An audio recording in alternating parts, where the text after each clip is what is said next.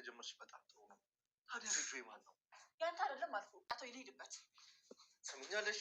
ሮቤል መውረድ አይችልም። ስለዚህ ልጁ የኔ ነው። ምን አልከኝ?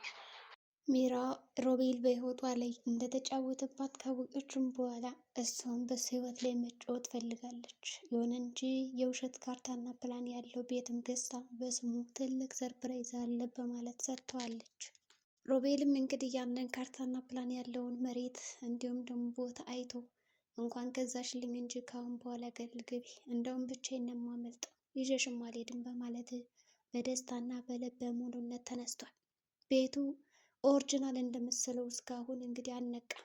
ፎርጅት እንደሆነ ግን እሱ አላወቀም። ሚራ ካሁን በኋላ በቃ አልቆልኛል፣ ያ ሮቤል አስመሳይ የተባለውም እንግዲህ ብቻዬን ጥሎኝ ወደ ውጭ ሀገር ሊሳፈር እንደነበረ ደርሼበታለሁ። አድናንም ቢሆን እየተንከባከበኝ ያለው ለልጁ ሲል ነው እንጂ እኔን ወዶኝ አይደለም። ታዲያ ከዚህ ቤት እኔ የምኖረው ለምንድን ነው?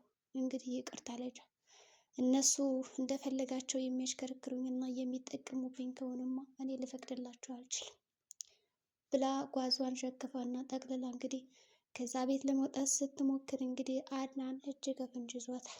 ወዴት ነው የምትሄጂው ደግሞ? ልጅን ወዴትም ሀገር ይዘሽው መሄድ አትፈልግም? አትሄጂም ያለ እኔ ፈቃድ ቅስቅስ ማለት የለም። ሲጀመር እንደናንተ ስራ ቢሆንማ ከዚህ በላይ ነበር የሚገባችሁ። ደግሞ ወዴት ነው የምትሄጂው በማለት እንግዲህ ወደ ውስጥ ያስገቧታል። ሚራም እባክህ ልቀቀኝ አድናን፣ እኔ ከዚህ ቤት መሄድ እፈልጋለሁ። አንተ ለልጅ ነው እንጂ የምትፈልገኝ፣ ልጅ ባይኖረኝ እኮ እዚህ ቤት አንድ ቀን ራሱ እንደማታሳድረኝ አውቃለሁ እና ከአሁን ነው ብሄድ የሚሻለኝ እንጂ አንተንም አለማመጥም ብላ ልቀቀኝ እያለች መታገል ጀመረች። አድናንም በጭራሽ ይሄ ሊሆን አይችልም፣ ይኸውልሽ ያ ሮቤል የተባለ መውለድ አይችልም።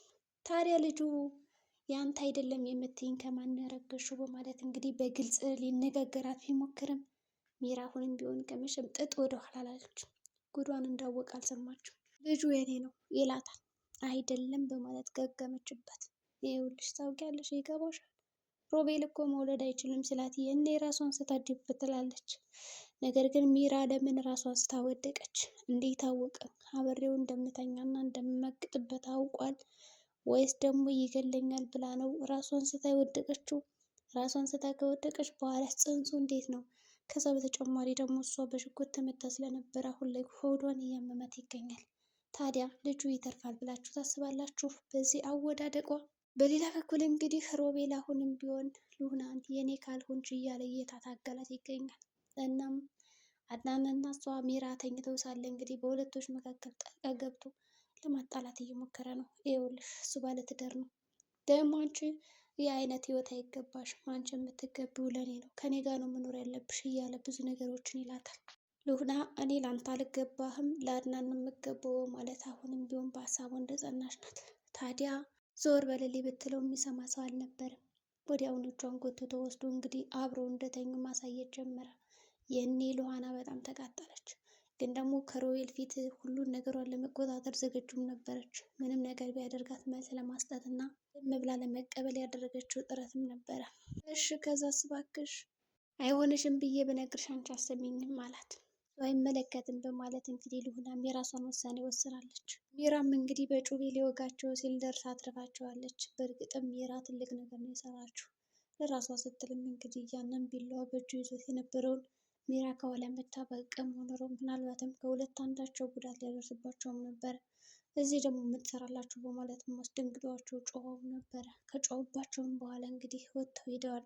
እዚህ ምን ትሰራለህ ይለዋል። እንግዲህ አይ ምንም በቃ ሁለቶችም እንግዲህ ከሉሃና ላይ ያላቸውን አቋም ጥብቅ አድርገው ይዘው በቃ ሚራን መጠቀሚያ ብቻ ነው እያደረጓት ያሉት። አሁን ላይ ሚራን የሚፈልጓት ለምንም ነገር አይደለም። ሮቤልም ቢሆን የእሷና የኔ ነገር ካሁን በኋላ አቅቶልናል በማለት ነበር ያሰበው። እንግዲህ ሉሃናም ፓስፖርቱ ከእሷ እጅ እንዳለና አሁን ደግሞ አድናን እንደያዘው ሂዳ ለሮቤል ትነግረዋለች። ሮቤልም በቃ አለቀልኝ፣ ይህ ወንድሜ እንዴት ነው ያበደው እንደዚህ በማለት ጮኸ። በእርግጠኝነት አሁን እንደዚህ ከደበደበኝማ በፓስፖርቱ ምክንያት ተመልሼ በእግሬ ቆሜ እንደሚሄድ ካየ በጣም ነው የሚያብደው። ይህማ ከሆነ በጣም ጥሩ ነገር ነው በማለት እንግዲህ ጉዳዩን ሸፈንፈን አድርጎ አድናን ከሉሃና ለመለያየት የማያደርጉት ነገር የለም። በዚህ መሀል አድናን በሁለታቸው መካከል እንዲሁም ጭንቅ ይላል። ሚራ ለልጄ ስል ና አብረተኛ ትላለች። ሉሃና ደግሞ ፍቅረኛ ነህ ምናምን እያለች ተጨቃጭቀዋለች። እንዴት ይሆን ማንም ሊረዳው አልቻለም። በዛ ደግሞ ሮቤል ከሉሃና ጋር ለማጣላት የሌለ ነገር በአይምሮ እያሰፈረባት ነው።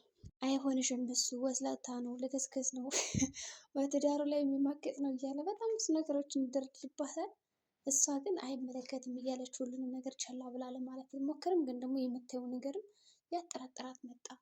ያው ዙሮ ዙሮ እኮ የልጁ እናት ናት፣ ልጅ ይወዳል እሱ።